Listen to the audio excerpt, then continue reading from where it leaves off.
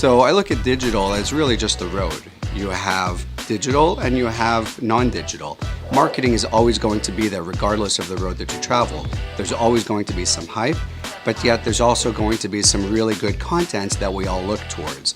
So I don't necessarily look at it as digital marketing being the hype, but always look more intently into the marketing and to see whether it is hype or content. For sure, it's not a hype. The way we communicate science has changed to digital. So you have to come with us. It's an interesting question if it's a hype or die, because what's the alternative? Do you want to post your ads in the paper still? Because people are not reading the paper, so of course you need to be online.